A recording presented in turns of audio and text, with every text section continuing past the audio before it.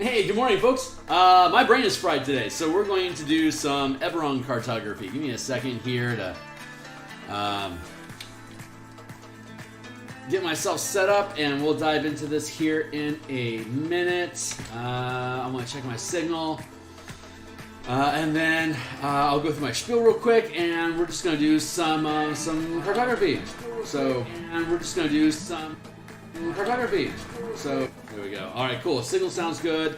If you follow me on Twitter, I've just posted live that I'm live on Twitter. You can follow me there at Phil Kearney, like in the title of my channel below. And okay, great. So what do I do? My name's Phil. Hey, I create PDFs, role-playing game PDF supplements to add on to rules and adventures and stuff.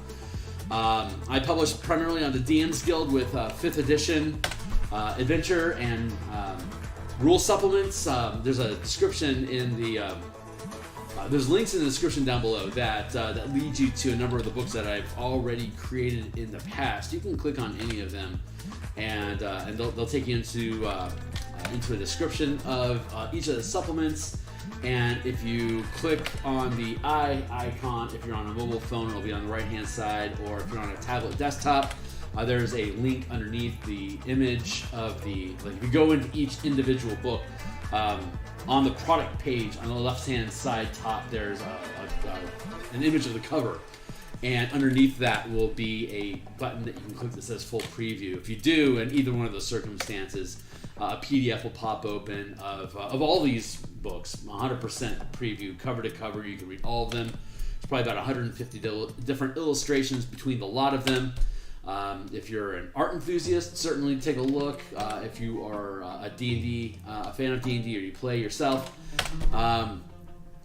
check out some of the content. If you like it, please consider making a purchase to support the channel, the growth of more efforts, and bloody yada yada. So that's pretty much the end of my spiel. Like, subscribe, blah, and we'll get into this. So let's see. This is the underground map, the underground Cartography Lab map that we have been building here on stream for the past 18 episodes. I got some real shit sleep, so my brain is kind of shot. So just pushing some pixels around instead of doing layouts sounded like a great idea today for me. So here we are making layouts. So when we last left our map, we were layering in brick effects, starting at 60 and scaling up 60, and then scaling up to larger sizes as we jiggitied away from open wall space into larger and more vague shapes. They're not more vague. I don't know why I said that. I am freaking exhausted. But yeah, where we did leave off was all of these internal spaces were done. I like the patterning that we have going on here. I think it's fun. I could theoretically black and white that and have that included on the black and white map terrain. Just as a reminder, if we get rid of the color map, we still have the raw black and white lines of the place, which are super simple. I could certainly layer in that brickwork to help distinguish interior from exterior space. So that's something we will probably end up doing. But oh my god, I got so little. Oh man, I'm going to shoot some coffee to suppress that that I'm tired chemical, so it can come back and bite me in the ass at 2 o'clock in the afternoon. We're setting a 20-minute marker. It's I'm gonna bring the microphone here into my space so you can probably hear me better. Shake the night off, and let's get into this. I'm going to be as always, I'm going to be working with Marshall Powers this afternoon at lunch in about 6-ish hours. And then we'll be back on this evening. And we'll be working on Spelljammer this evening. I got a lot of cartography still to go here for this project, which is great. I really, really enjoy art production for Eberron. The Spelljammer project is currently in page layouts, and that simply just needs to get done. So I've been working on that on the side. I'm not sure how fun watching page layouts are, so I am hoping that I can get a block of work done this afternoon after Martial Powers, so we can come back on stream this evening in about 13 hours and hammer out a couple hours of just Spelljammer themed sketch art to start populating the book we've been working on, with preliminary art that will fill in the pages and all the bloody blob. So that's coming along. It's coming along nicely. It's just I'm ultra brain dead right now, so I have low hopes on sounding smart right now. But yeah, we're just going. So that's cartography is honestly incredibly soothing. It's very relaxing, and it's very, very low.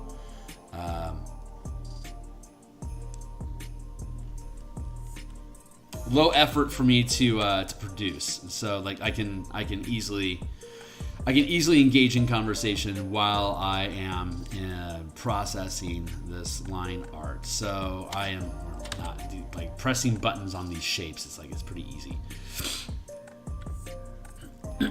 So I get to be productive while brain dead.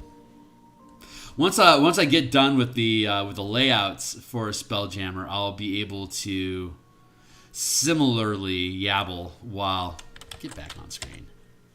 Yabble like this while I'm just painting, coloring, creating new image assets. It's artwork requires like the least amount of energy.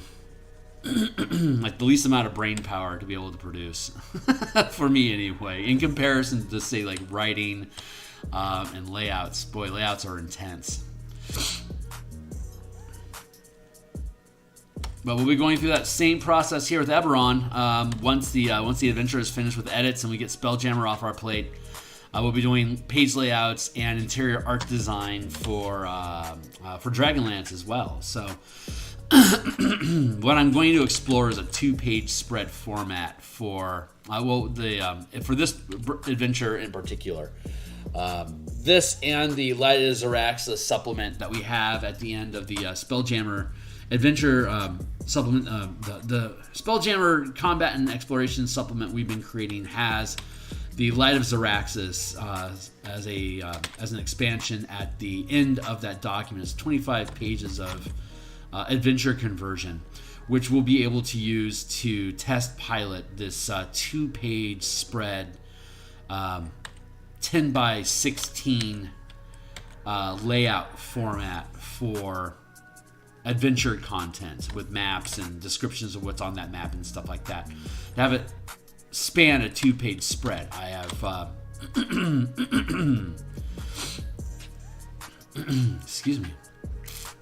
It's an idea that I like. I think 11 by 17, obviously it can be split into two 8.5 by 11 pages, so I can do a 2-page spread in a PDF as facing pages to do like a control panel style format of adventure information. I have to get one built to be able to demonstrate it to you, which is what we will be doing once we're finished with the front end of the Spelljammer book. We'll be laying in this 2-page control panel idea. We'll see how well that plays out, and then if we can figure out how that works with Spelljammer, then we'll be able to upload that skill set into what we're producing here in Eberron, and be able to use this to fill a half-page ad space here, and then be able to fill in information around it. Hey, Cody. I'm severe brain dead today, Cody.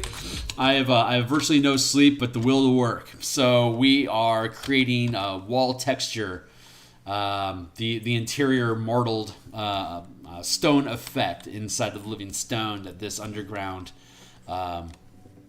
complex is carved out of. So I'm currently just layering in the I call this open space. These areas where you can actually traverse and adventure and fight stuff through. That's open space. So we are creating this language of having tight structure and a lot of texture at the areas that are closest to open space. And then as we move further and further away from open space, it becomes more and more solid living stone. So there's less content further away from that structure. So it becomes a lighter load for me to work as I move further away with a consistent, clean language. And then once we finish that, we'll be able to go back in and I'm going to get rid of this grid so we can see the image more clearly. But I'll be able to continue the work on this water, which I'm pretty happy with so far. And then I'll have to. This was an older format of the water that I created before I'd really started establishing this smoky, swirly, goopy stuff. And so I'll be able to transplant that into this, take this format and drop it back into the region, Act 2, Region 3 region, where this water is coming from up above in the flooded fort up above. And then once we have that water resolved, we'll be able to add floor texture, difference between the model stones, the cobblestones here in this clean area versus this tainted dungeon space that's covered with different types of plants and crystal substance from that's originating from Mabar. And once we have those done, I'll be able to put in the doors and then clean up this nexus area where there's this the manifest zone of Mabar is being powered and maintained at is in this control area, which the team has to get to. So hey, definitely no points in making outer aspects of yeah, absolutely. Makes it look sweet. Oh, are you making an Eberron adventure, or are you exhausted, or are you cartographing?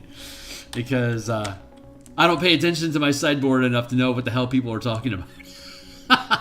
But yeah, this will be really fun. What I was talking about was this this control panel format of presenting adventure information. As it is, we're already going to take the when we break this down, like when we publish this, there'll be this black and white version where it's just black, black lines, gray grid, black lines, maybe with some wall texture in it to help distinguish interior versus like negative and positive space. But it's broken down into a number, and I don't have it gridded out here, but the other maps I do. Where there's 10 by 16 blocks that you can cut out, like you can tile them in sequence by printing super low printer resolution needs as a on 11 by 17 pages on legal pages. So you have these sheets, these legal document pages that are 11 inches tall and 17 inches long. We can break this down into this is a 74 inch by 74 inch map. So it'd be like 8 by 6. That'd be 48 pages that you'd be able to print out this 6-foot dungeon space in those squares. And we can of course skip these up here. There's like 2 or 3 pages you can skip up here.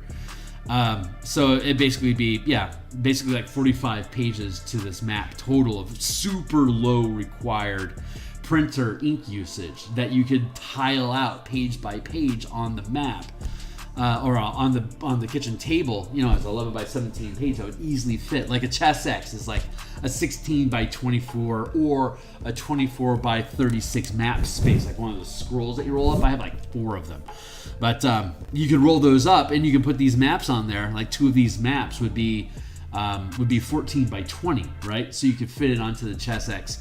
16 by 24. Pin it in place with tacky note, and then roll it up so you have this still here, and your characters can be maneuvering around on a lunch map. But like if I did a color map like this, that's like super intense. As a printer, it'd be 48 pages of color. It'd destroy your cartridge. But I'm a Roll20 guy, so I put everything on Roll20. So I'm already operating though in this 11 by 17 print space. So if I build out the adventure in this control panel format, so each double page in the PDF is 10 by the 8.5 by 11 pages side by side, panels out to be an 11 by 17.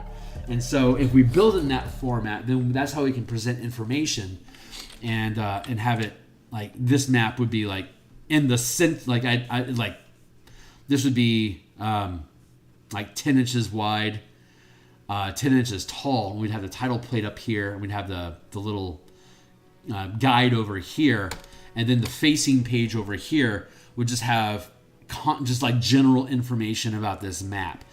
And then when we flip to the next page, we start looking at like, here's an entry point, right? So you got like say 1, 2, 3, 4, 5, 6, 7, 8, 9, 10. So like this area here, and 1, 2, 3, 4, 5, 6, 7, 8, 9, 10, 11, 12, 13, 14. So like this area here, 1, 2, what is that?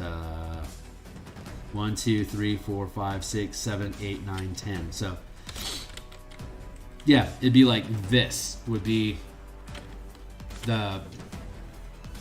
Oh God, my brain is so broken. 1, 2, 3, 4, 5, 6, 7, 8, 9, 10. 1, 2, 3, 4, 5, 6, 7, 8, 9, 10, 11, 12, 13, 14. So it'd be like here by here, but you get it. There it is. That's the shape that we're looking for. This is a 10 by 14 space that you can print out on 11 by 7. Actually, it's supposed to be 10 by 16. Jeebers.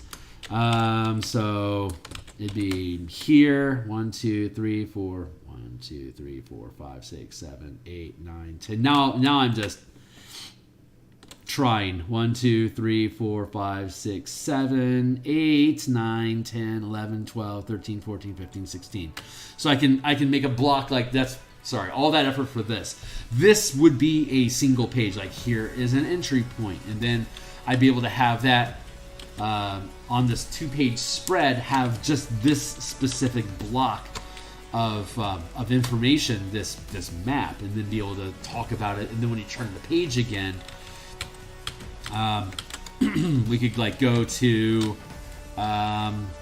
like here, which would be, what is that? 1, 2, 3, 4, 5, 6, 7, 8, 9, 10, 11, 12, 13, 14, 15, 16 takes you, to here, and 1, 2, 3, 4, 5. 1, 2, 3, 4, 5. So yeah. Brain derpage, something like that. That feels like it's a little long. It's like we would do probably more like that. Like here is another entry point, I'm probably boring you with going over example after example. But here's another map that has entry points. Here, like here and here. Like this would be another map. So like how to get into this dungeon, 1, 2, 3.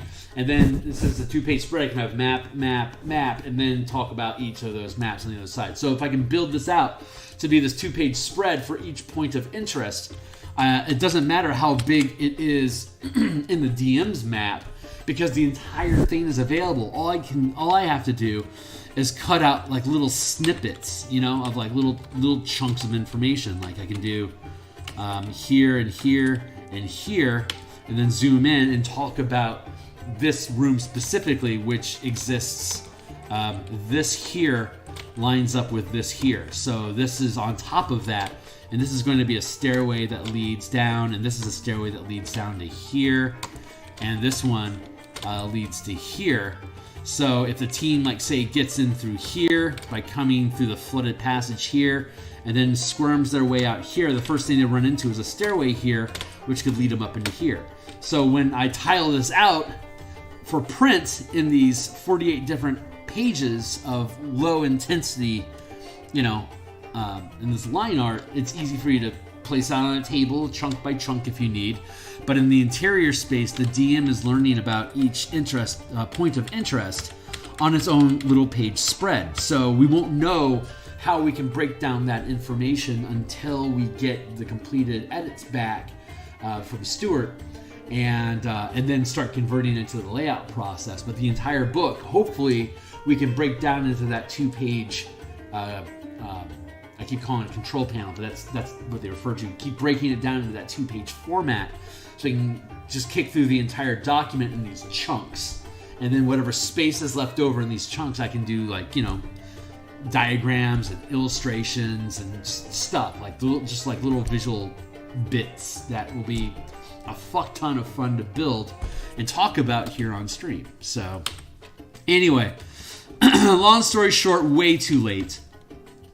Hopefully I can make that stuff work, and I can use the Spelljammer supplement that we've been building, the Light of Zaraxis conversion at the end of that supplement, for me to suss out how to what's the best, what kind of spacing, and work out all the kinks in how that formatting would look.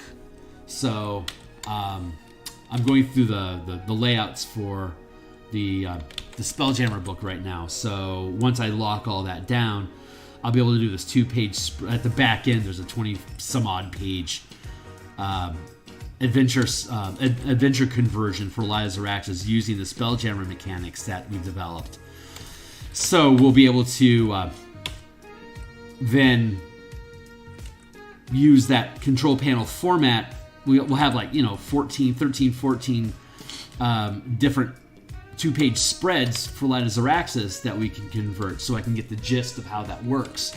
So once I get the once I get the Spelljammer supplement published, everything I'll be doing is specifically this Eberron adventure, but I'll have that expanded tool set for how to do these things. So once we get into Eberron, it should flow much more smoothly, and I'll be able to level it up. So anyway, boy oh boy, my brain is scrambled. I'm sorry that speak word not good, but yes. Hey Dennis, good to see you, my dude. How you doing? Hopefully some of that rambling made sense and I wasn't too Mojo Jojo redundant, though. Smooth jazz.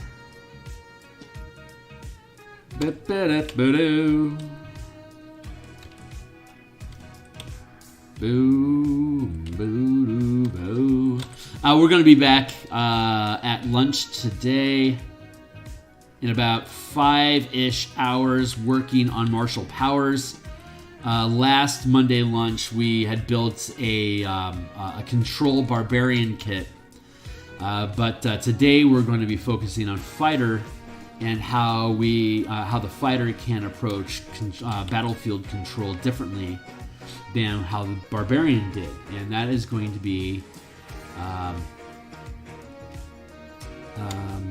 fun to walk through. I love building character kits using the martial power system that we've been developing, and once Eberron is done, then we'll be doing page layouts for the martial powers book and publish that. And God's willing, that's all going to be before this year is over, and then that'll set me up to start in on the mass combat system and converting Dragonlance, both the campaign and the board game, into the mass combat system that we've developed to use Dragonlance to demonstrate how that mass combat system can be used, like a practical how-to and example of how mass combat can be used in D&D, and what better way to exemplify mass combat than the Dragonlance war campaign that doesn't have any mass combat in it other than a a difficult terrain modifier. So we're going to show wizards. We're going to ask wizards to hold our beer, just like we're doing with Spelljammer, Combat and Exploration. We're going to have Wizard of the Coast hold our beer and fix all the shortcomings that 5e has. So old school Beckme grognards like me that love 5e, love D&D, love the mechanics and simplicity of 5e, but want a higher level of have more things to do as a powerful character other than, stop playing after 9th level and start a new campaign. We want to build out assets that your characters can use to develop their own kingdoms, lead their own armies, do all the things that fighters were good at in 1st edition. That got fighters aren't shit in 5th edition, but you know what? If they were the best at building an army and then commanding troops and then scaling things up so that you had thousands of NPCs going into battle with you and the fighters were the best at leading them, then people wouldn't call fighters weak. They would call fighters vital because they would be the ones making sure your 5,000 troops are fighting the demons. A wizard can't do that. Wizards don't build trust. And that's what you need in an army. You need a chain of command that you can rely on that won't literally disappear if you lose your train of thought. That are willing to die for you and bleed for you and march over land for you and occupy enemy territory for you and sustain a presence. That's what armies are for. And that's what fighters are for. They're there to scale up, to prove that they are worth following from an NPC ludo-narrative perspective. The reason why fighters go through the process of gaining levels is to prove to the NPC in the world that I am that hero.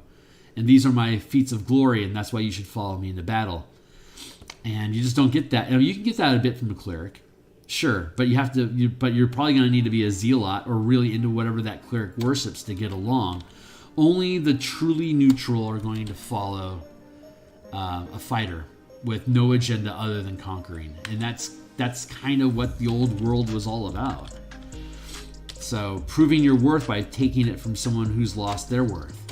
And fighters are freaking amazing at that sort of narrative, but that doesn't exist in 5e because those mechanics are difficult. So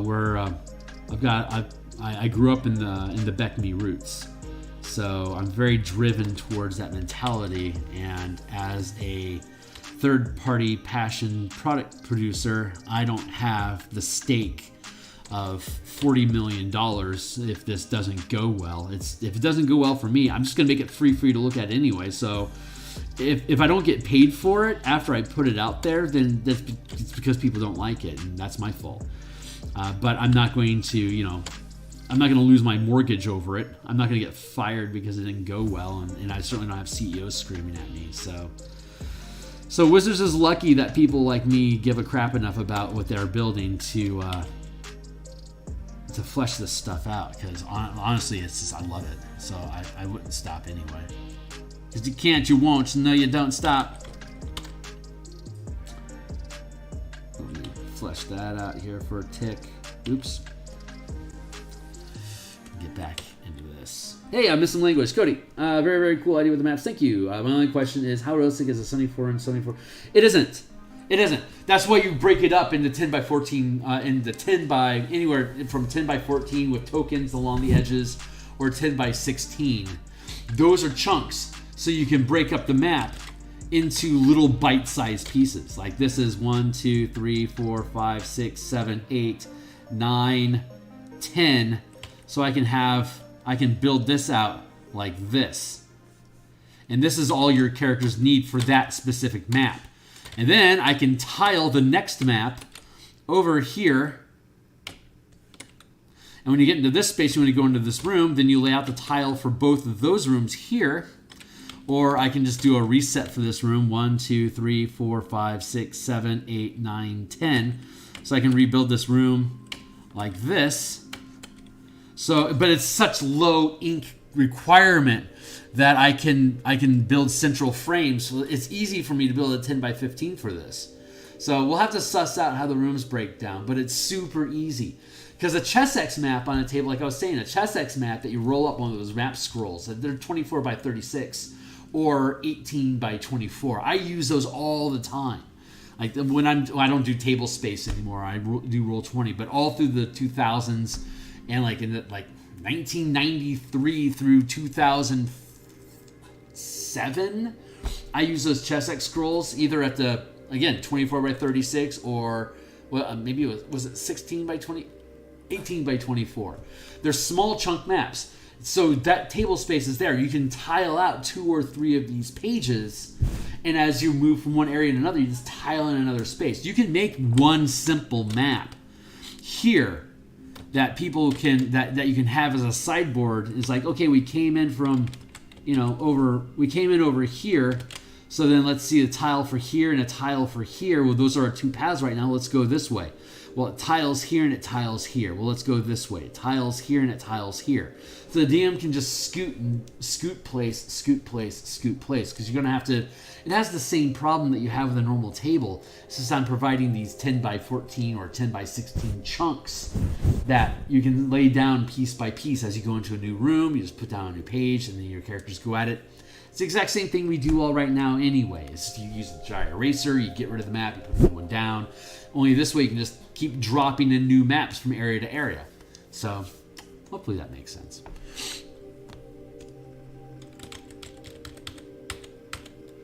And of course, in a virtual tabletop, 74 by 74 is a bit of a lift for computers, but we can also break it up into regions. So we have options within options within options. The ideal option on a Roll20 environment or whatever is just have the one map that you can use Fog of War and all that other good stuff. And now that DMsGuild is partnered with Roll20, I can cross promote the product on both platforms to help drive engagement for profitability. Mostly to make sure that Andy and Stuart feel like they've gotten their money's worth for investing their time with me over the past year. So, but yeah, it should be practical. It's no different from what we already do at the tabletop, if that's your concern. So.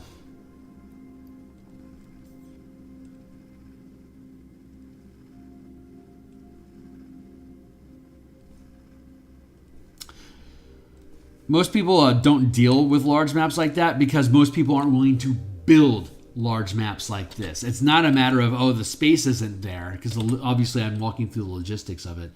But the real issue is that most cartographers aren't willing to provide you with 74-inch by 74-inch maps. So the amount of space that you're able to actually engage with during an adventure is limited by what your production is willing to do. Breaking things up into smaller pieces to be able to maneuver around inside of them is not an issue. Which we'll be able to spend some time hopefully walking through with people in the product. So let's see. All right, we rounded our bases. We're going to stay in this larger exterior space. So let's up our pixel size to 70. Which you can see, where's a good example? Here's one, 70. You got your 60s, let's get rid of that. You got your 60s into 70s. 70s and 80s, 80s into 90s, 90s into 100s, 100s into 125s, into 150s. And that's as far out as we pan. So I'm going to do this, and then this, and then this. This is the project. So we're going to work out our spacing here so that things move around.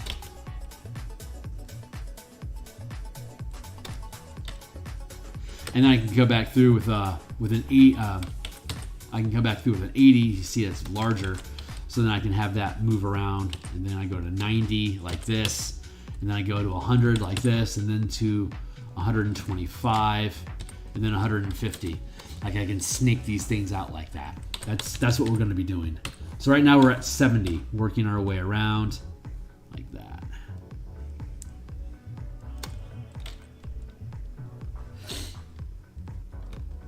Yet, no, I understand. Yeah, have you tiled out yet to know whether or not it cuts certain sections? There's only a part that recuts the area correctly. No, I haven't. That sounds like a large risk, doesn't it? It's okay. We'll be fine.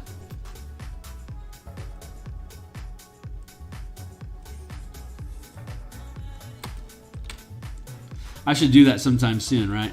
Just so you can see how it tiles out.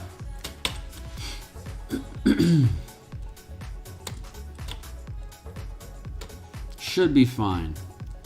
But yeah, we'll get to that.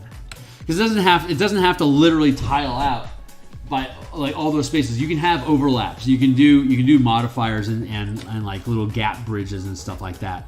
I can technically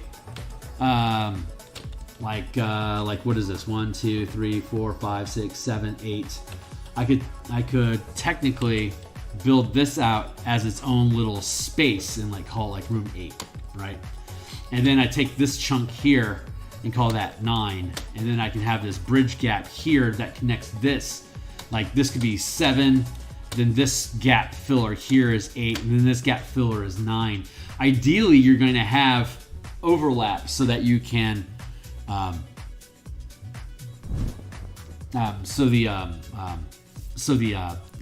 with a half-inch gap around the edges. So when you tile and lay them down, you can still see all the cartography.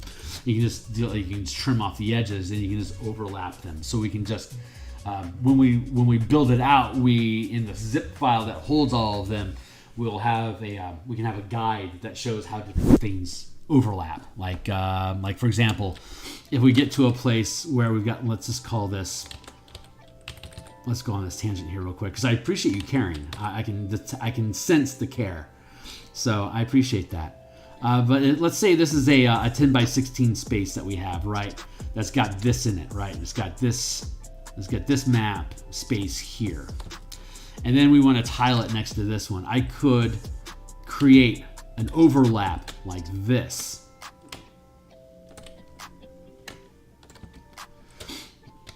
That then has the tunnel like this, and here, and here.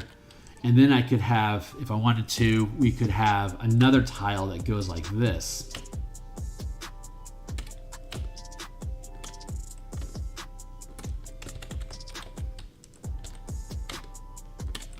That gets us through the door.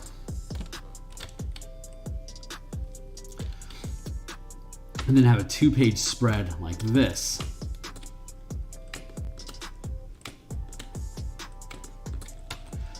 That has the nexus with the lead off and the lead off and the lead off. That can then tile like this. See, it doesn't have to be exact.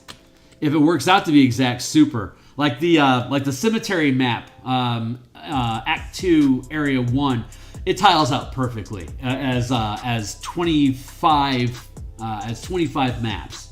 It all tiles together perfectly. It's an outdoor setting that has no tunnels to be able to channel you through. So as long as you're building the map to coincide with what spaces can the team actually move through, it's gonna be okay.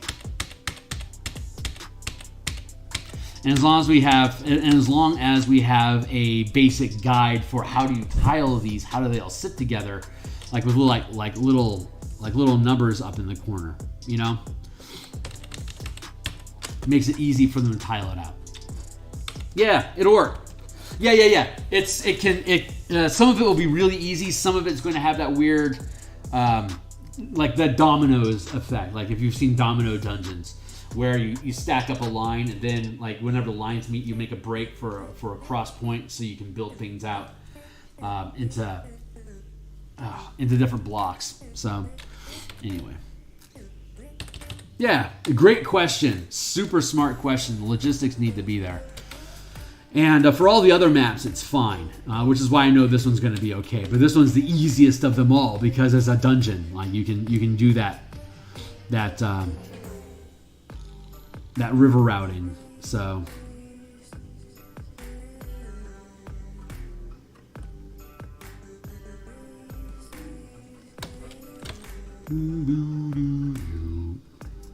And of course, the color version doesn't need it because it's. I just assume it's going to be a virtual tabletop. If you're trying to do something with a 74-inch map, it's probably going to be in a virtual tabletop, and I don't have to worry about tiling these out in individual pages. But if I actually ever got someone who's like, hey, I want to tile this out, I could do it, you know. But I think I would specifically want to request. I guess it wouldn't really be that much effort for me to do it in color as well. Actually, it'd probably be a good idea. Look at me. Look at you. You got me talking myself into doing better. I may as well provide a color version of that tiling in case somebody doesn't have a computer that can easily digest a 74-inch virtual tabletop. That would be very user-friendly of me to do that. But I can also, this control panel that we're talking about, right? I can put a note which tiles in the black and white, or you know, if I do the color version also, which tiles go with whatever page it is on the DMsGuild on the DM's control panel in the adventure, like which map is the DM supposed to be looking at, which one do you use right now. So, and honestly, it's such a low printer cost that the DM doesn't actually have to print it until it gets to the room if you don't want. It can be part of the page setup. It's like, oh, we're gonna move this other room. I'm gonna start printing out these other pages. Give me a hot second, and like it just shoots it out in less than a minute. It's like, okay, great, hot off the press. Here's the next page. You know, if you wanted to.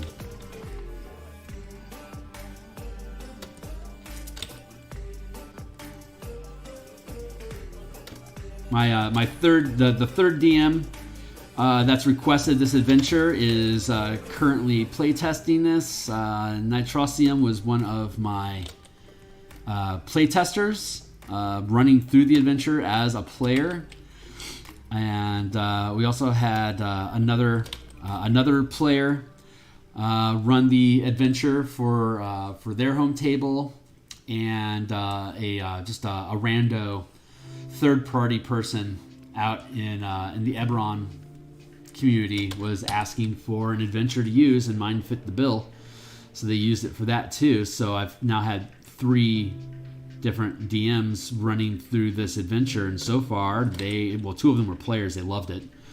Well, I won't speak for either one of them, but apparently it was good enough that they wanted to run it for their own team. So I mean, that's a victory. So that's telling me that I'm doing these things right. And so far there hasn't been any pushback on the designs that we provided for these. So it looks like it's all panning out properly. So I am pretty excited about.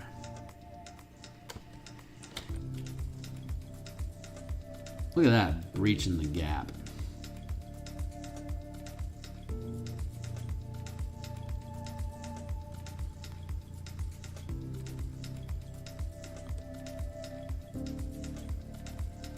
My God, I am so tired.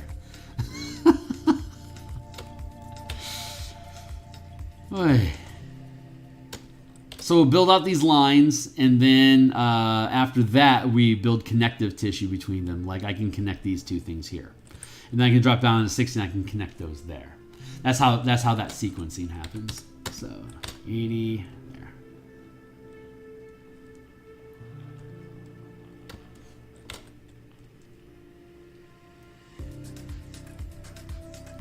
This is a great brush. It's actually a chisel that I created for mountain snow and mountain peak texturing via the Bob Ross wet on wet method. Since I use digital tools, I can use the techniques from Bob Ross to create environment paintings, which I've done about 120 of. And these are some of the tools that I developed during that process. But they're proving this is the first professional cartography color cartography that I've ever done. I've done some black and white work, but not a lot. And so this is the first heavy lift project that I've done involving extensive cartography. I'm going to connect those gaps. Just like that. there and there, everywhere. And they're proving to be invaluable. These are great tools that I am tickled pink to have these, and that they're proving to be useful for the set.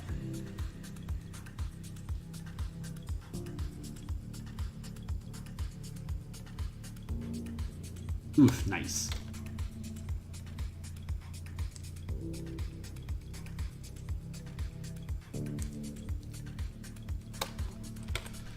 You just kind of fidget around and just like let these things drop in wherever we want.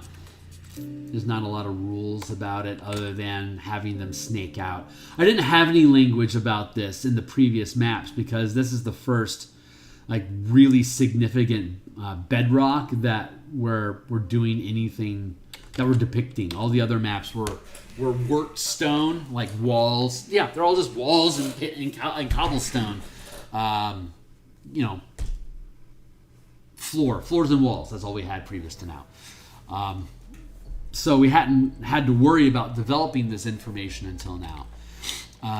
But now that we're here, we're seeing that we get to create a method, a consistent language that will provide visual cues for what's going on in the environment. So it's you want that consistency to build that intuitive language for the DMs and the players when they're viewing what's on the map. They just automatically just grok what it is you've got going on.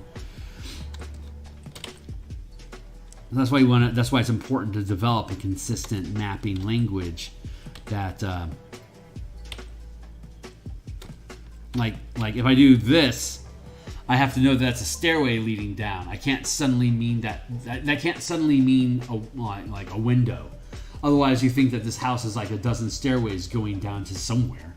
Like you have to have a consistent visual language to represent the different icons. It's not only just map; it's iconography, right? Are you using brush effects on the map? Yes, I made this brush. Making brushes is its own art form. What happened here? I'll show you. Let's just do a quick map here of a mountain, right? Or a map. Let's just do a quick image of it. I'll just Bob Ross here for you for like a hot second. So here's let's get rid of the grid. Right. So we're building a Bob Ross mountain, right? And so let's make it pretty. Already obsessing, Kearney? Nice job. There. Crappy mountain peak, right? So then we can what I needed to do was to have something that I could have a line along the edge of the map or of the mountain space to be able to create this sort of language. And the other brush I have, boy, what a tangent. You can tell my brain's ripped. Here's another mountain chalk brush that I have that I can, it looks like a razor, right? But look at all the little texture that's inside of there. So I can take that and I can go like this. And then I can take this same erase brush, or in this instance, we'll make it this using the original color that we're working in. And I can drop this to like a 50%, 20% opacity. And so I can erase at this a little bit and create these effects. And then I can go up to 100 and drop down the size and just pepper in here like that. And then bam, like super easy gritty texture, right? I mean, like this is like 10 seconds or whatever, so it looks like garbage. But that's the process that we go through. We create these little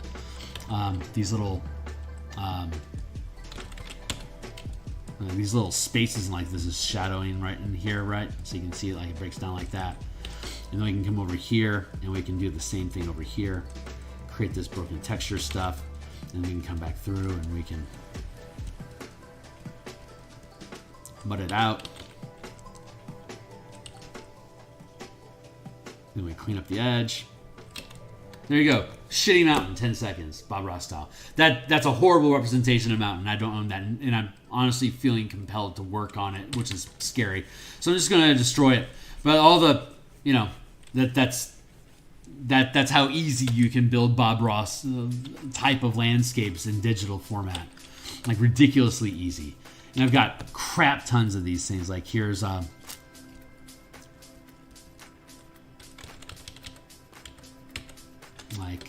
here's a frond effect I can use for, you know, that's the wrong angle. Sorry, let me fix that.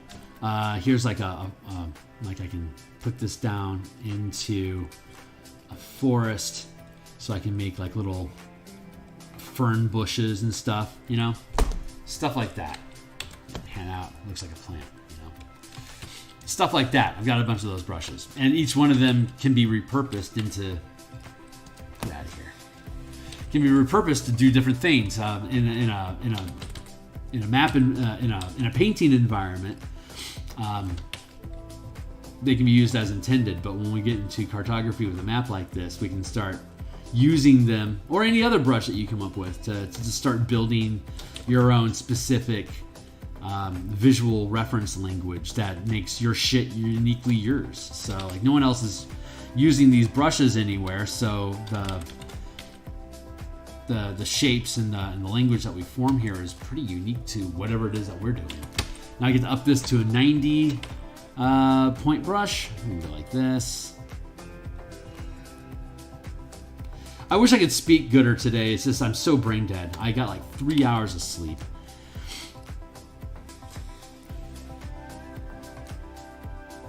Some of that was my fault because I was really arguing with a couple pages of format in the Spelljammer book, but the rest of it was I just couldn't. By the time I got there, I couldn't follow through on the sleep thing. Just didn't. I'm sure I was getting some sleep. It just felt like I didn't get any.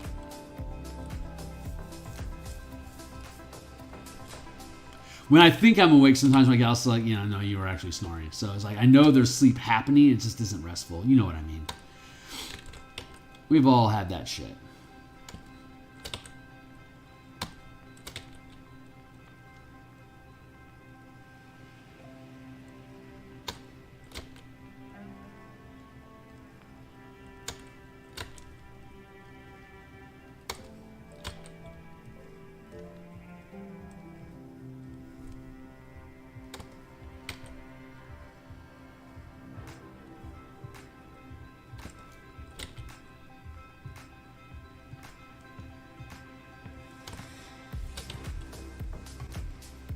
See, some of these things have already merged here. All I have to do is bridge gaps.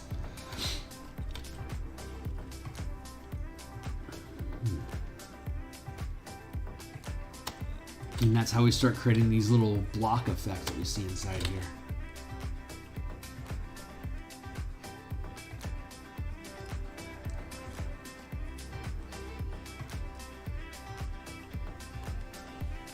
There we go. And then, since we're in here, we can build that out. The larger, we're now at a 100 pixel brush. Now we're 150. There.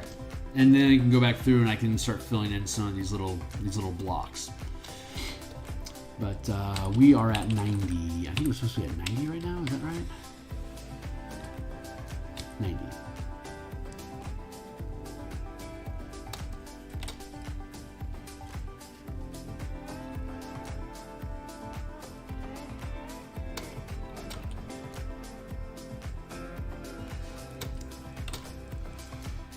Where are we at on a timer? 10 minutes. Wow, Jesus Christ. We are... my time distortion is insane right now. I'm going to drink some coffee to help pull me back into reality a little bit. Water chaser.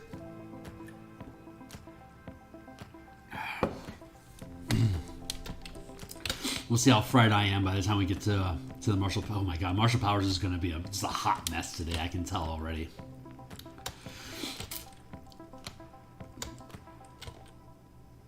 It'll be fun. We'll have fun.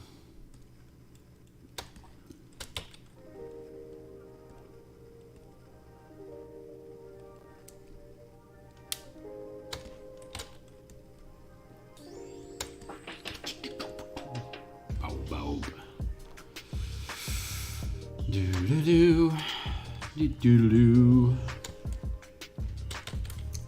Hopefully that made sense.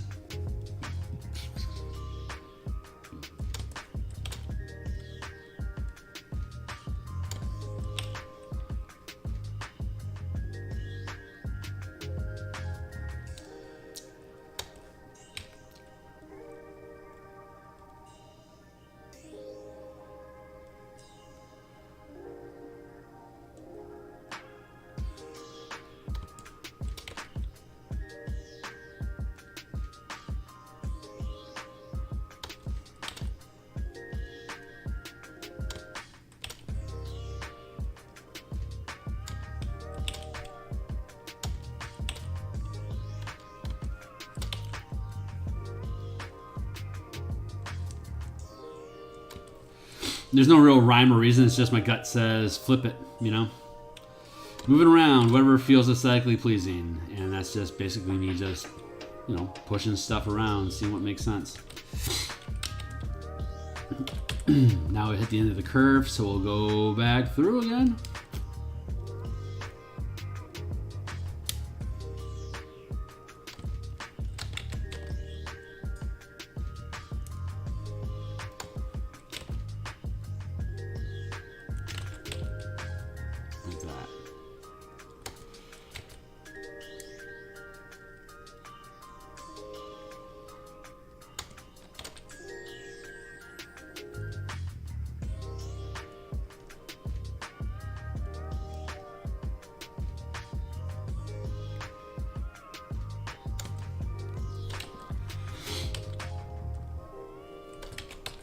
There. Like that. Gotta say, man, cartography is very relaxing. There is much to it about it I appreciate. It's just very low stress, you know. Like once you get the once the line art is there, you just it's like you're making your own coloring book and then coloring it, you know. Coloring books are very relaxing to just go through the process of filling in the gaps. And it's very like OCD soothing, you know.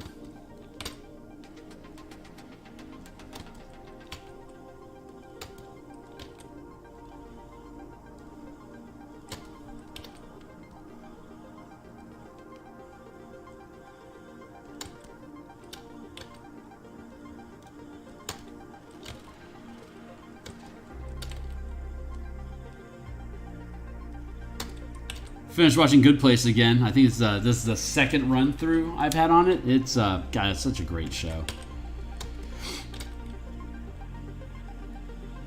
If you've not watched The Good Place, it is so worth your time. Probably Kristen Bell's best work.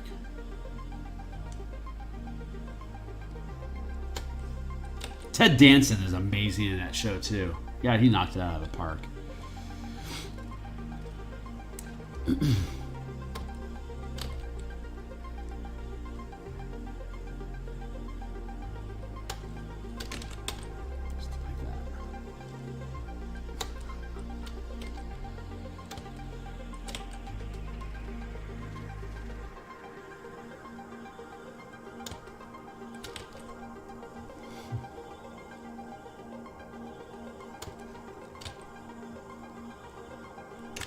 Let's do it like that.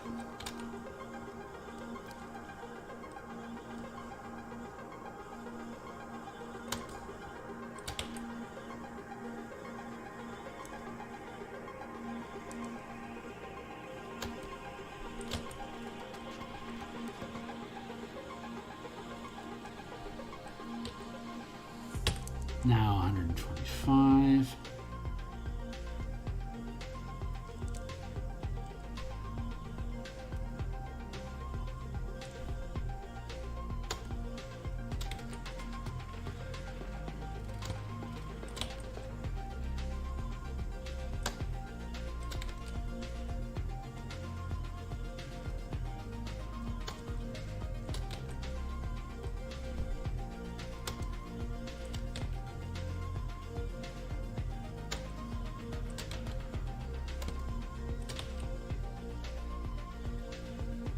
let's go like this.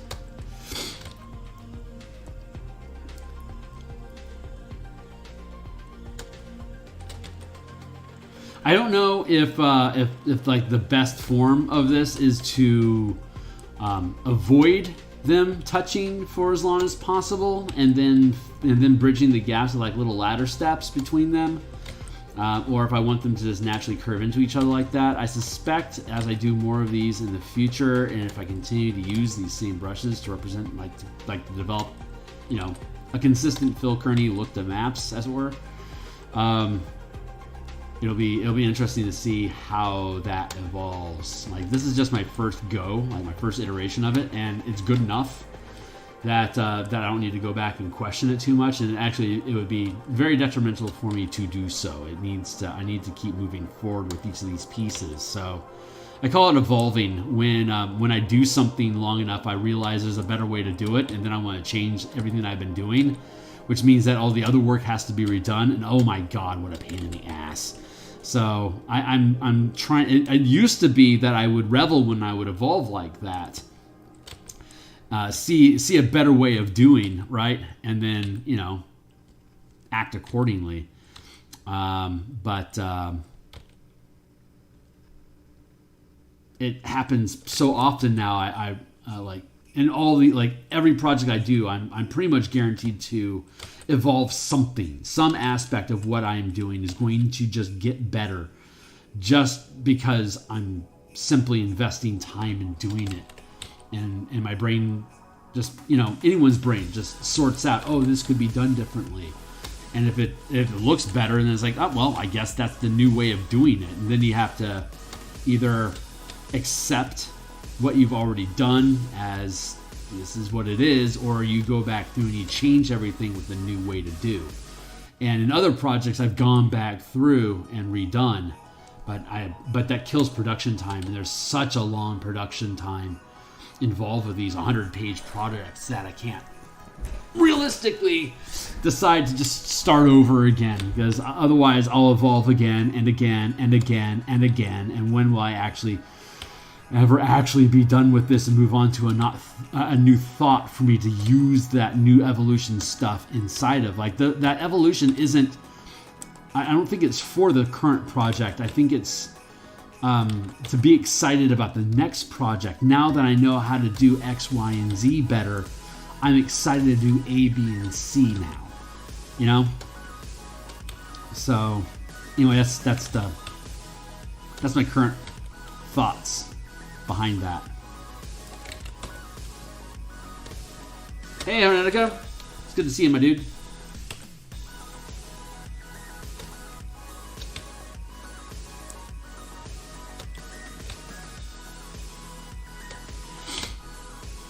So we'll do a zone control fighter build for martial powers today.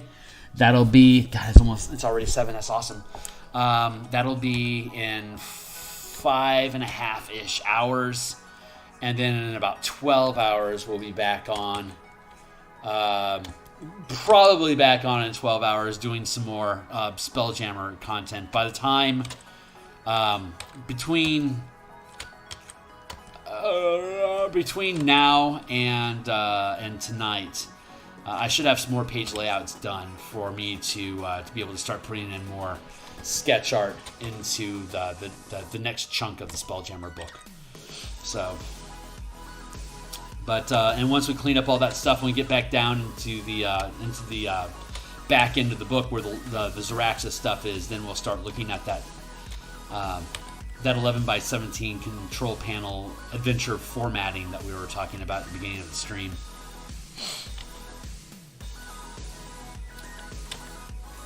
Jeremy, baby. Sorry, Jeremy Bearman. Hey!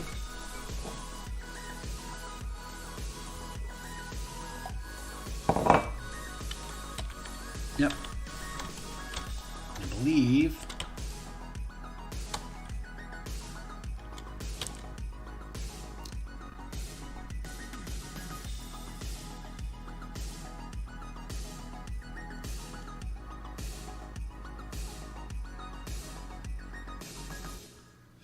Yep. Okay, cool. So that is, now we just do connective tissue.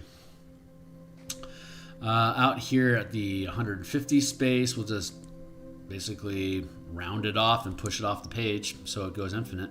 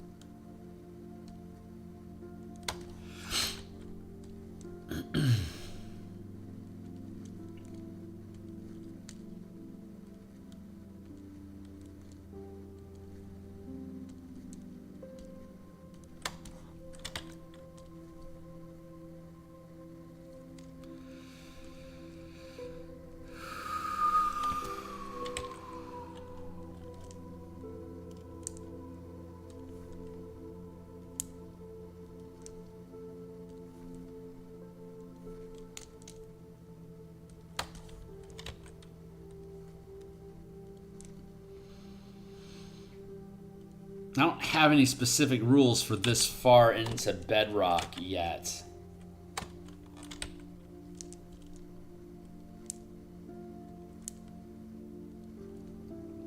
But I know there's a lot of erasing that happens. Over here, you break it up all the chunks like that. And these are chunks like that big, which are like around like that and that. So I don't need to make them too small, but I don't want to make them like that's too large. So that's also further out. So I'm at the 150 scale right now. And once I start working my way back down into the base, I'll be able to do 125, 190, 80, 70, 60, and then I'll be back to open space. Like that. Something like that.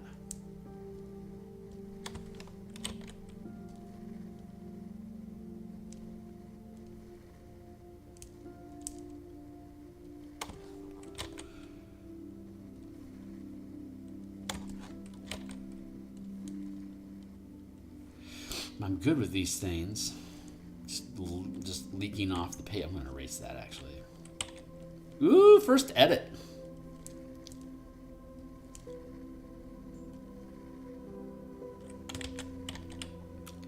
Let's stay out here. We can start using a smaller brush size out there.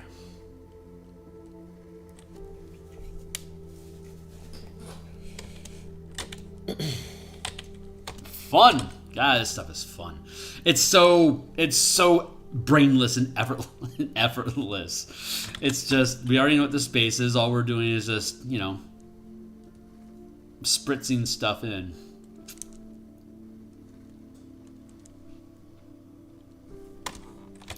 There's no real rules other than what we decide to follow ourselves. So, isn't that just life?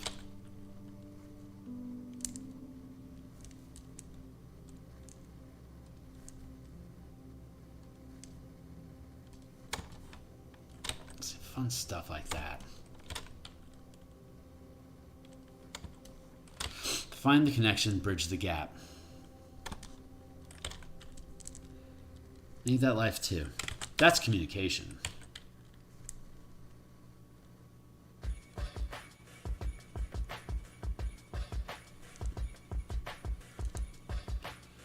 Let's do like that. Once.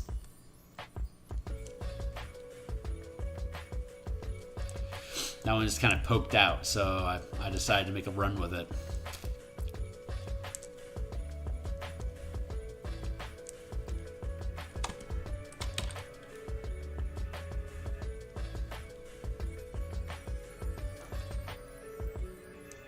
Not quite. No. I don't want to make the path too direct from one point to another. Because we can ladder step into like make ladder rungs to connect them all. So I like this block language we got going on here.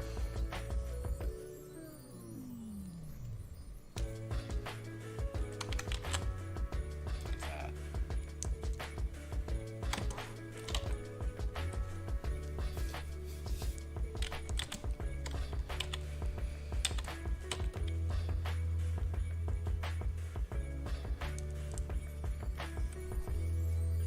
That's fun.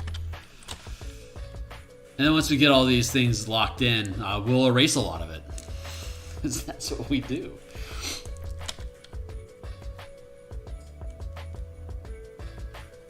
That will be the next step.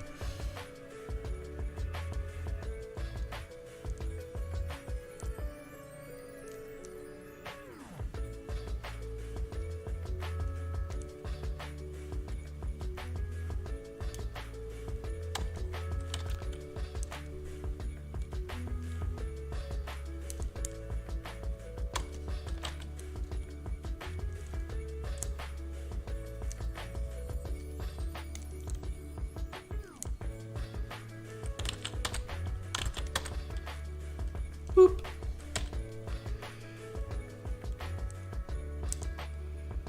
Like that. Neat. Boop.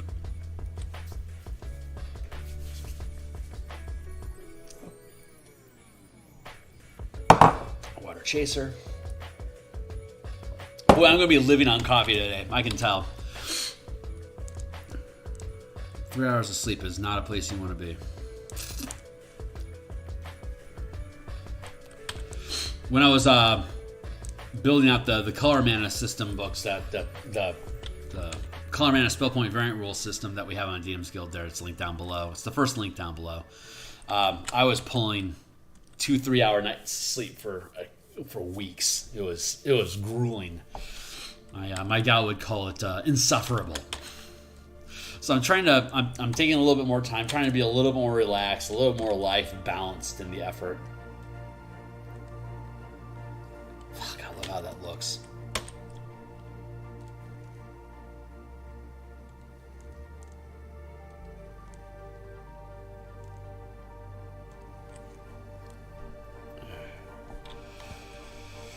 Okay, oop, there's something. So we can drop down to 100 pixels, 125. That's where we're at now. We're starting to bridge gaps. Wherever it is I can find 125 can bridge. See, not quite there, so we can then do that. Not there either. Let's try it this way. Perfect. Not really, but it's good enough. 25 there, and there, and that leads off the page. That leads off the page. Thank you. There's a gap here.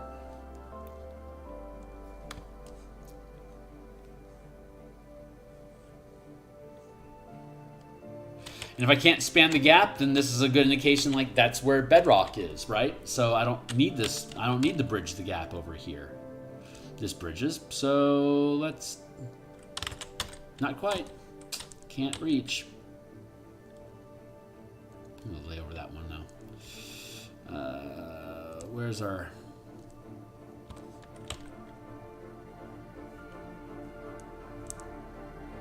Not quite, not quite.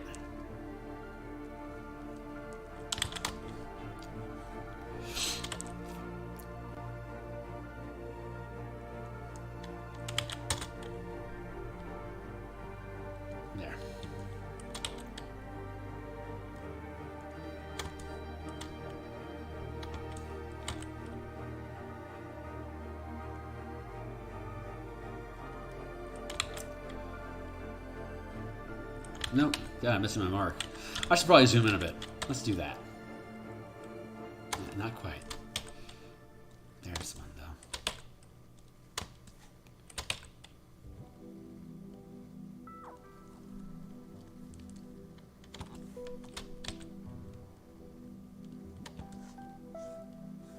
The rule that we're following right now is that if it doesn't proper...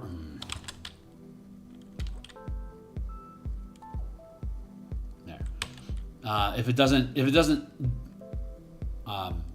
like, there's too much gap there, so I won't use it. But see, this is, like, it goes over, so we're not going to use that either. Like, we could do that, like, down here at 60 or 70, right? We can do like that. So that'd be a place to do that. But right now we're working at the 100 point mark. So I'm looking for areas that can bridge the gap at 100, like here, for instance. That's a pretty natural place to put that.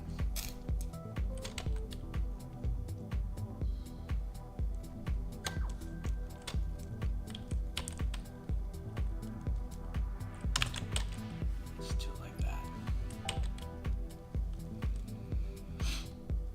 Look at that, nice.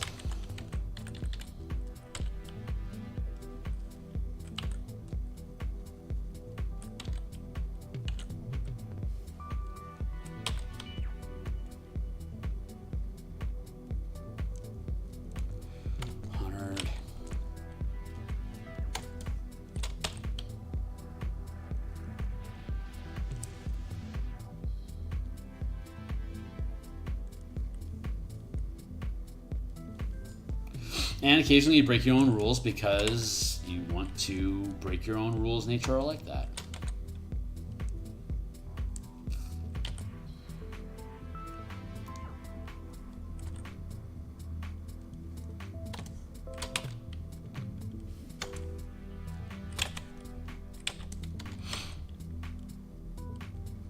Yeah. Nope. There you go.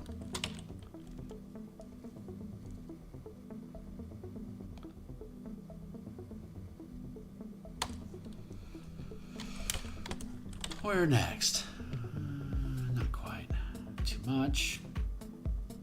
Nope. Perfect.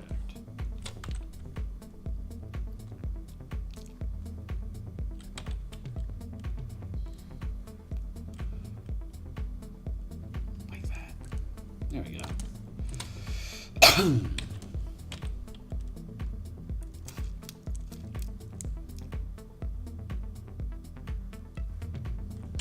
Not too big. Skip it for now. There we go.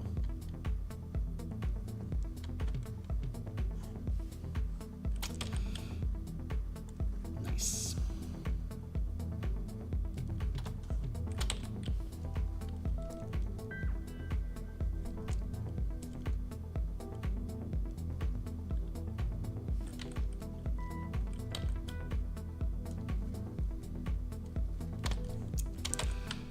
Do. There we go. Nope. Stop that a bit.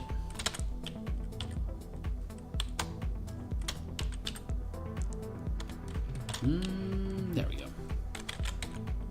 Like that. Anything else?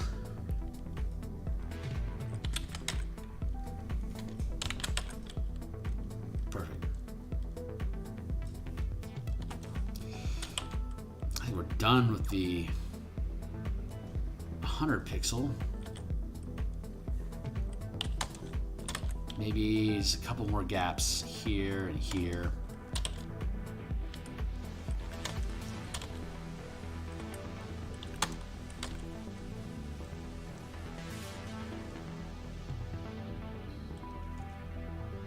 Fill that in a bit. Now we can drop down to a 90 pixel brush and start bridging gaps with 90 pixels. And we'll find more spaces that are easier for us to span.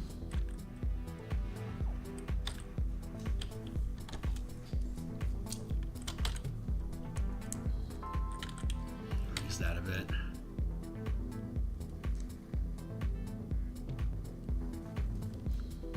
Nope, I'm gonna leave that be.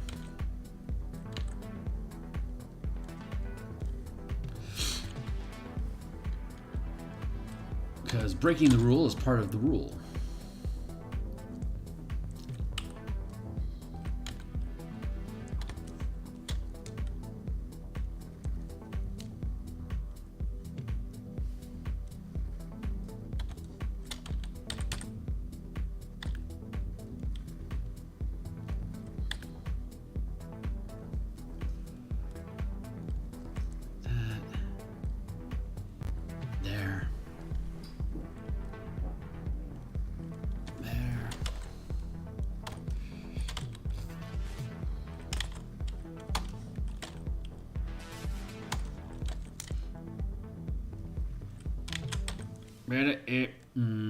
Burp.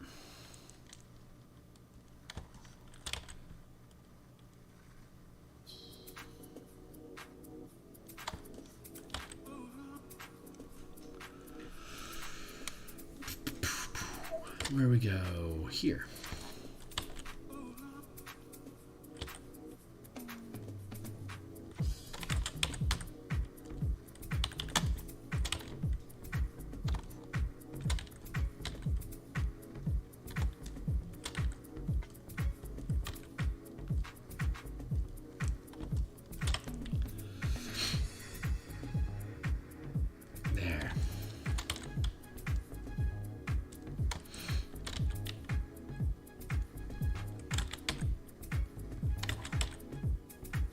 Point.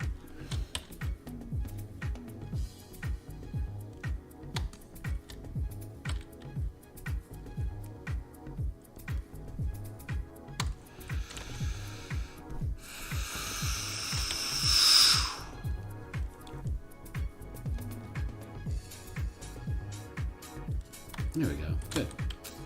It'll be smaller. Where we go? No, I don't like that one. Nice.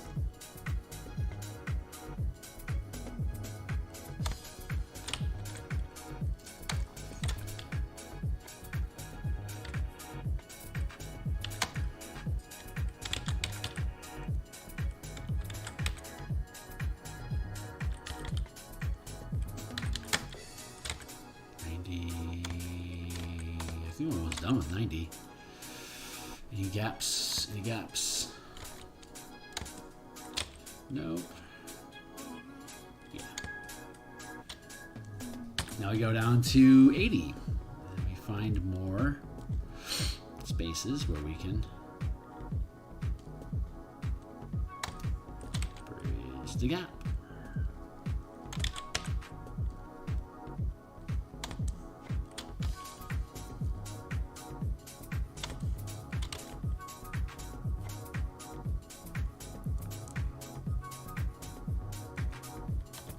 I'm enjoying Picard. I don't know if anyone on Paramount is watching Picard or not, but it's in its 3rd season now, and it's a pretty cool season so far. They got cool stuff going on. Star Trek can do cool, dangerous, super science stuff when they want to. They got some really cool hostility going on in the season right now.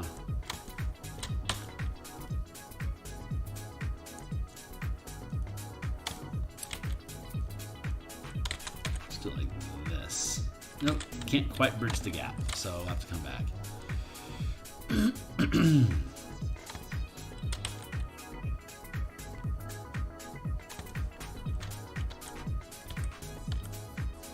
Nope, can't quite bridge that.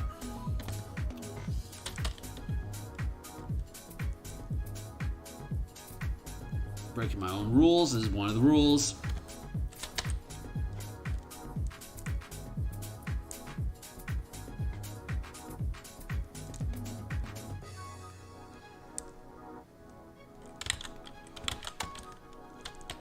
Uh-oh, I just froze up. I have to hit save and reopen it.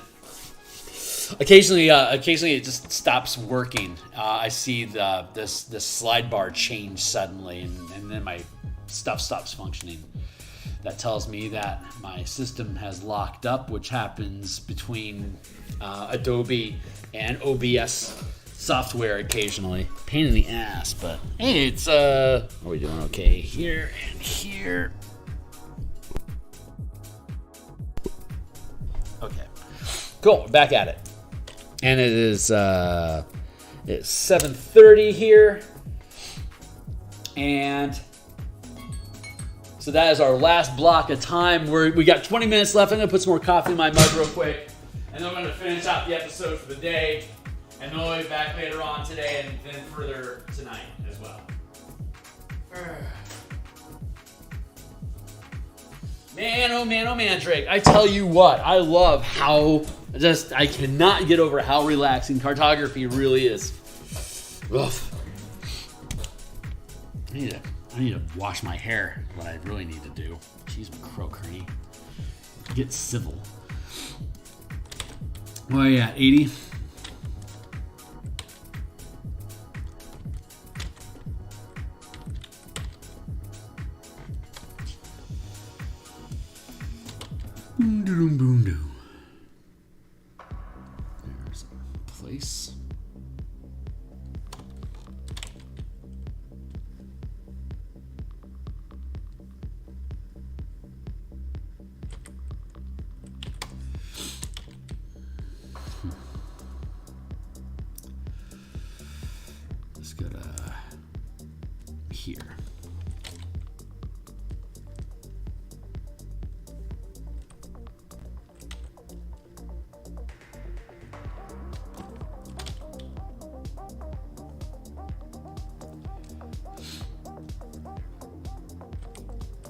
Suddenly I smell hot chocolate everywhere. I wonder what kind of a seizure lets you smell hot chocolate.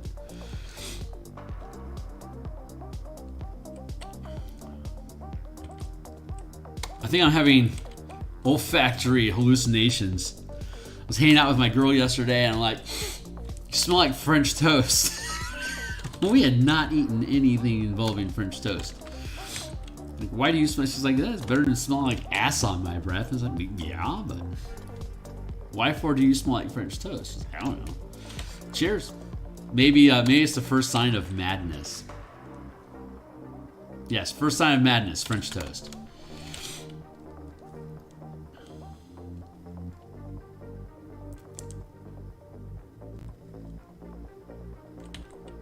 Let breakfast candy be your canary.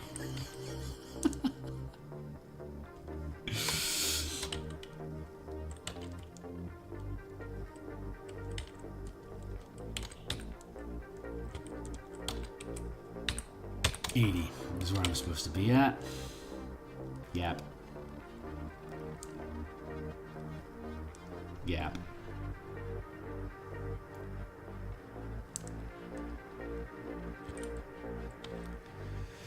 Not quite there. Gap. Oops. Off. There we go. I might have this block done by the time we hit our 20-minute mark. It's looking good that I will. It's not like we have that much more stuff to fill in, right?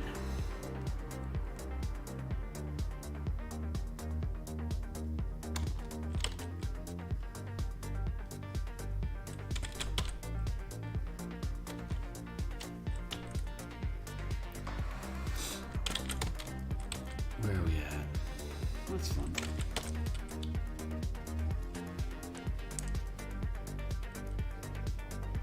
Nope, we can use a smaller brush over there. There.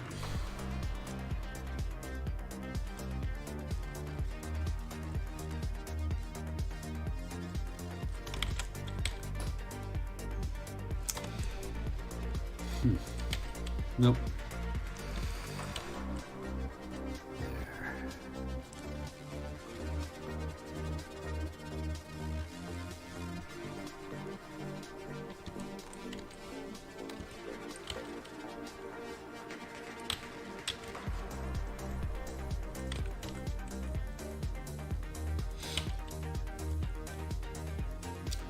Now we're down to 70. This makes sense.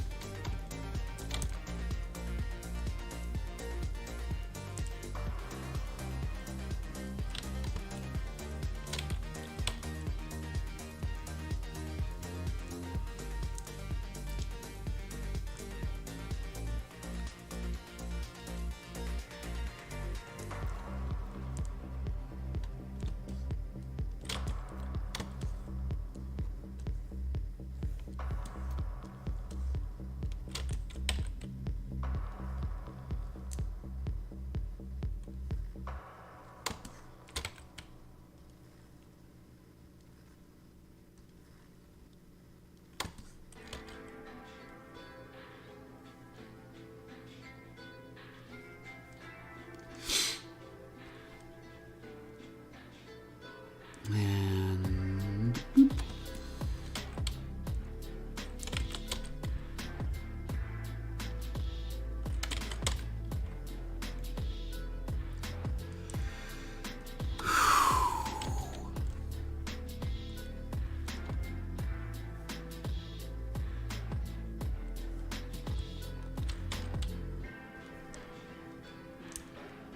Nice.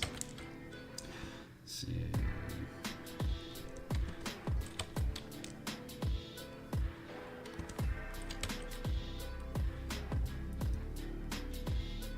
that.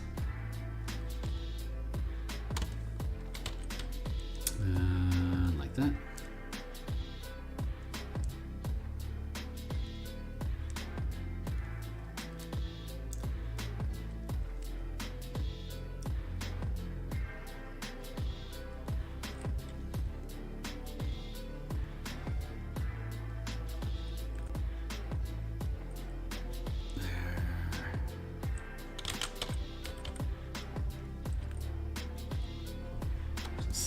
Yeah.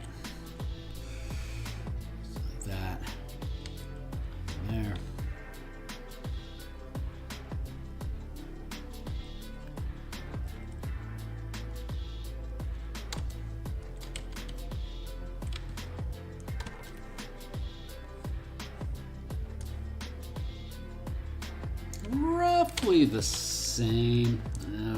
Over here is going to help lock that in. There. There.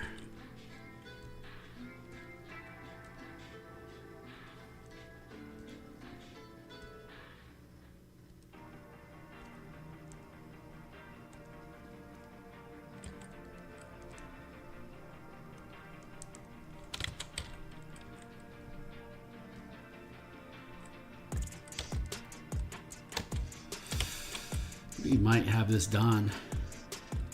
And then we'll just have a little bit of interior stuff, which we can fill in later on this week.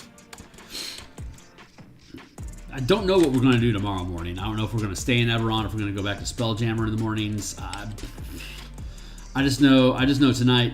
I just know what our schedule for today is. So we'll see where the Muse has us go next. What she wants me to work on. This is certainly relaxing, and this is honestly, I need low stress. It's a good way to be right now.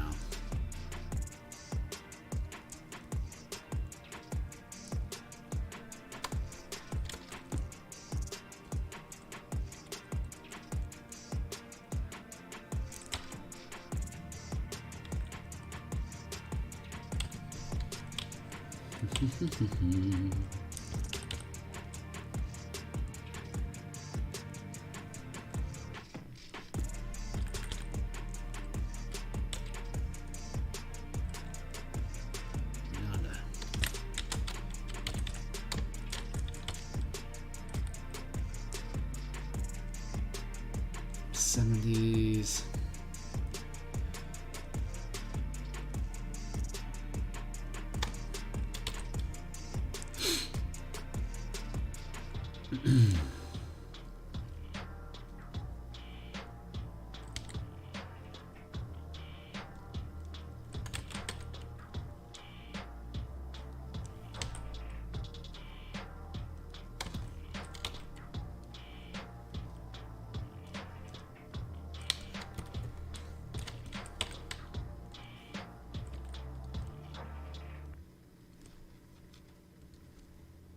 Not bad.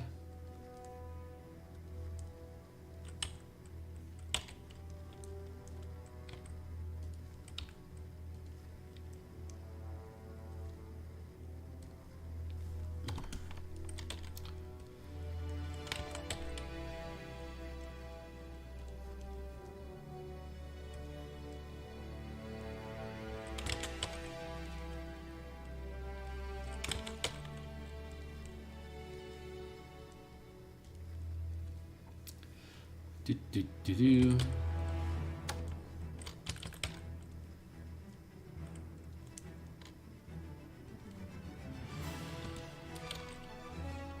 There you go.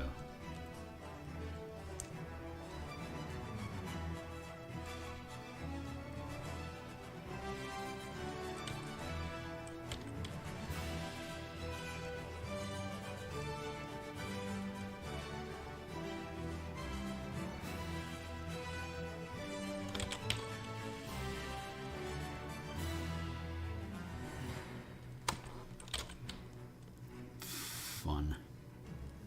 This stuff is so fun.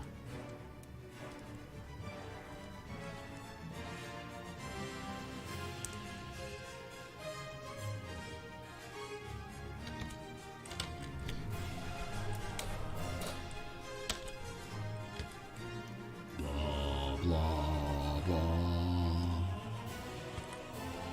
Blah, blah. Blah. Blah.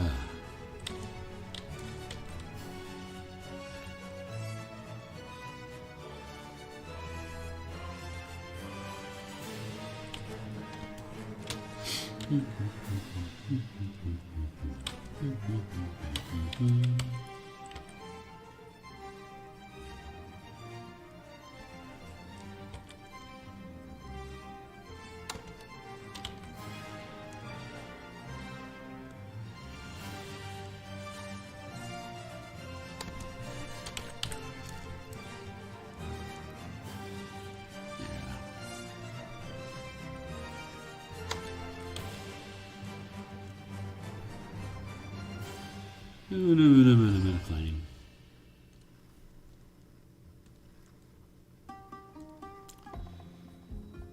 Mandalorian's shaping up to be a really good series. Mandalorian's a great example of a well-conducted D&D campaign. You might not be happy about like every little chunk of content that they put into the Mandalorian, but overall, the story arc of what the Mandalores are doing, it's a freaking great, just an RPG campaign in general. It feels like it's scripted like a game, and I love that. I love how well adventure seeds get created, the variety of different types of challenges, good combat stuff in general.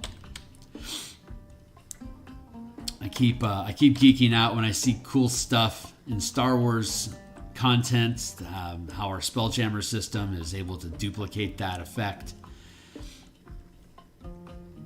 Super exciting.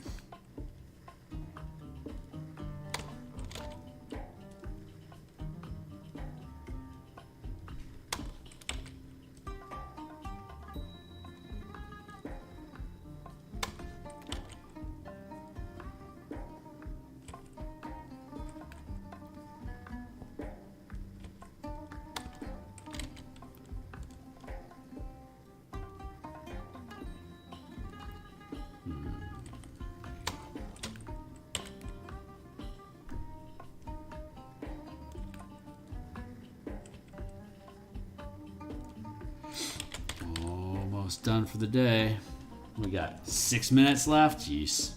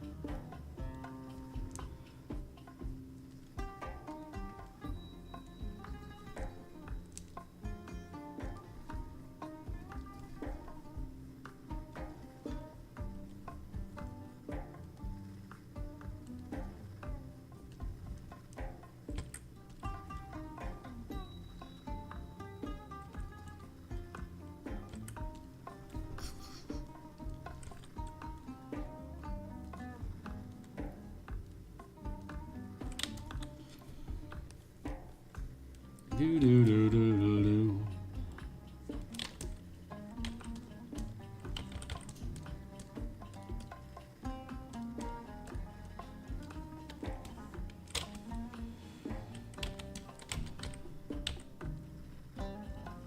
Is that where we're at now? Feels almost like it's time for us to start breaking this thing up. That's for sure. Let's see. That feels pretty good. Looking for overall density.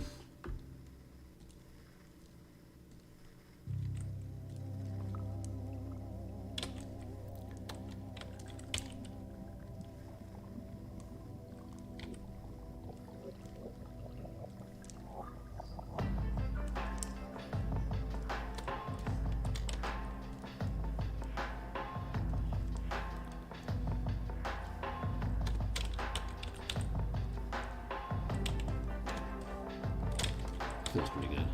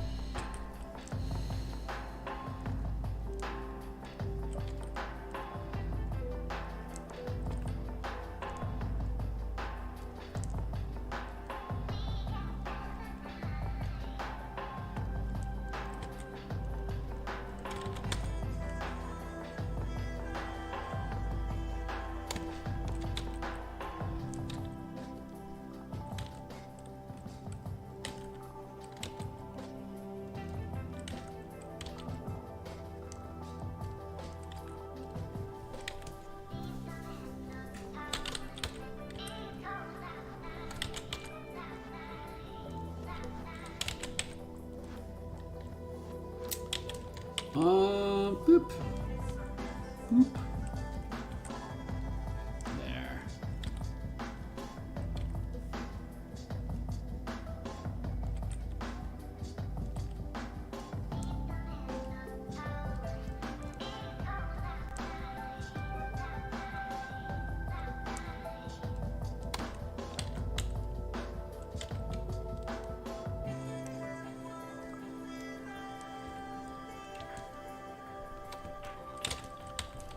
Here. I'm trying to make sure that there's enough density around the open air space without expanding too quickly, so that when I start erasing stuff, you'll still see the remnants and it won't be overpowering.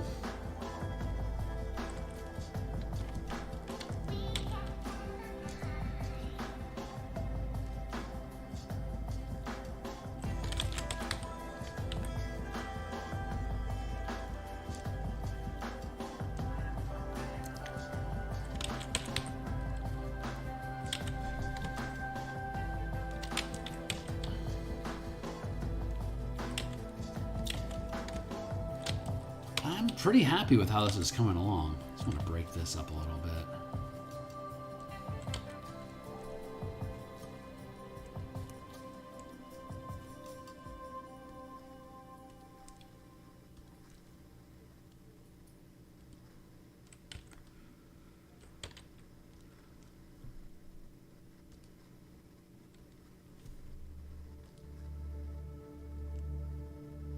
Something like that.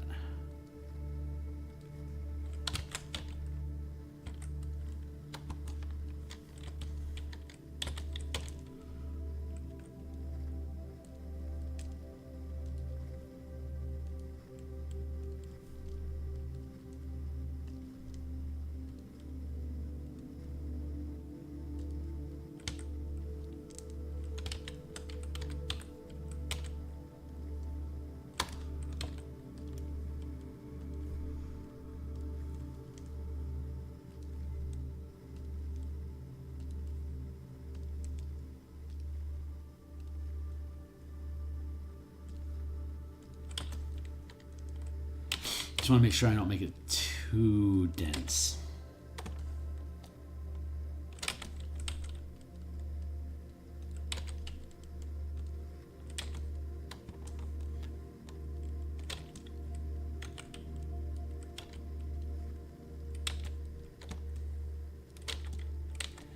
Starting to feel pretty good.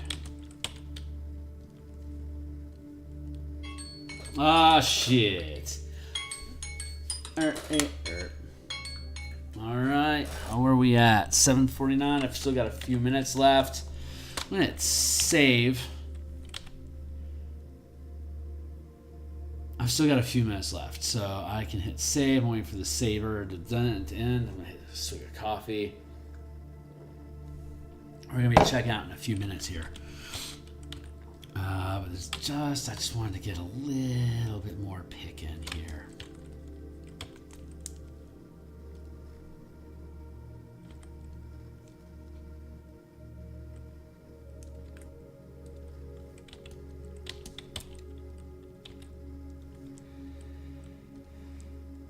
Oh, it's my coffee. My coffee smells like chocolate. That's what's going on. I get it now. Wow, it's chocolatey coffee. That's pretty intense. It's, I should have guessed, it's Ghirardelli coffee grinds. I mean, you'd think that it would smell, you know, it'd be chocolatey, but it doesn't taste like chocolate at all, but it smells like it. So, that's cool. I'd forgotten about it. Okay, I'm gonna hit save again. Just looking over my terrain. I like the density of that, so now I get to erase a lot of it. So we're gonna come back through here with a larger brush and just start picking away at the exterior bits.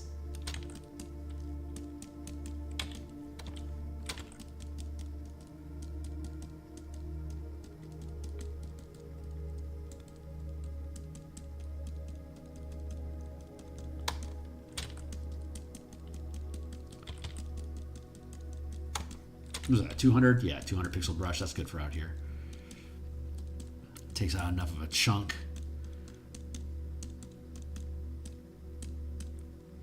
All I want is just like little fragments out here.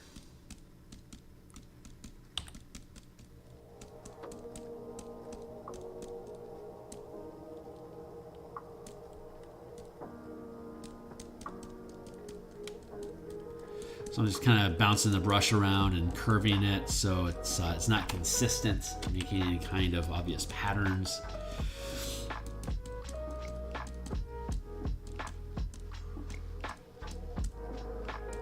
And then once I finish chopping all this up, I can go through and see if there's any places I need to re-add any kind of connective lines before. And then what we'll do is this space here and this space here.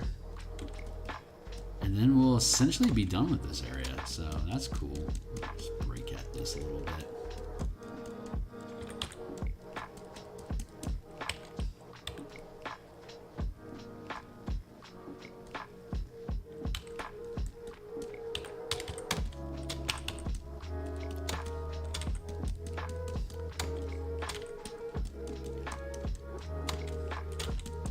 Chop it up like that.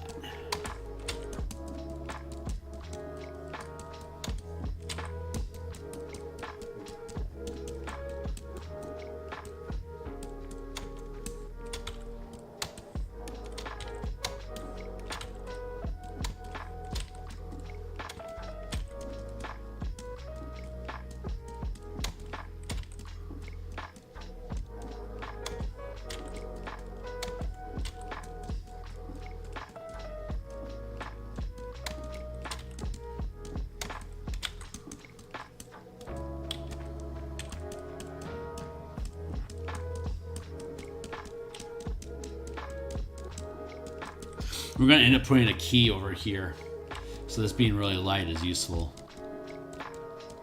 But the key will overlay, you know, like a block here will be of, like, you know, icons and stuff.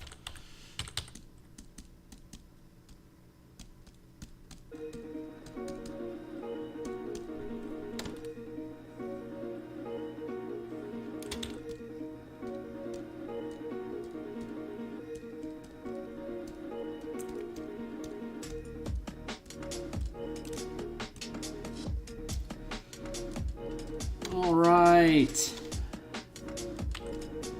This is where we're at for the day. So, cheers. Coming along. I am fairly pleased with this result.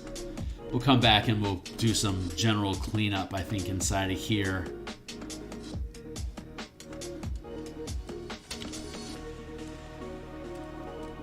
But as far as some slapdashery is concerned, I'm pretty happy with it.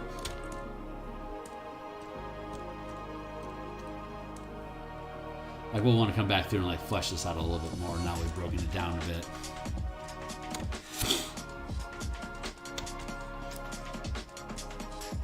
Yeah, so far so good. So there we go. That's how we spent our block of time today. Building bedrock texture. So we'll finish off this streak here, this block here. Probably come back and poke at this water some more because it is not done yet. I'm still arguing with it. That's why we started doing walls to help give me some brain space here. But we gotta like clean up like these little bits in here, and we'll figure out how that should be. But for now, I think I'm pretty happy with that. And once we get that wall texture done and the water right, then we'll lay in all the dirt and crystals and gunk that's on the walls and the floors through here. Then we'll build our doors, and then any kind of incidentals in the room, like the magic circle for the teleportation room here, and like tables and stuff that they have set up over here, and all the storage boxes here, and mess hall like with some small tables and stuff in here.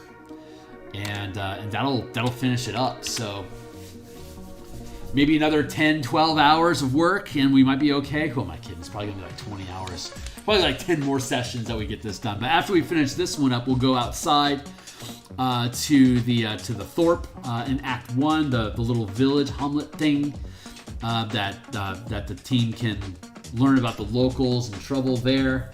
And then once that is done, that's also like a 50 some odd inch map. Once that's done, we'll build the vignettes, like the little 20 by 30 map spaces that you can find throughout the mist. And then all of our map assets will be done. And then we get to start creating creature and creature tokens, like NPCs and monsters. And then gear, like the air purifier, stuff like that.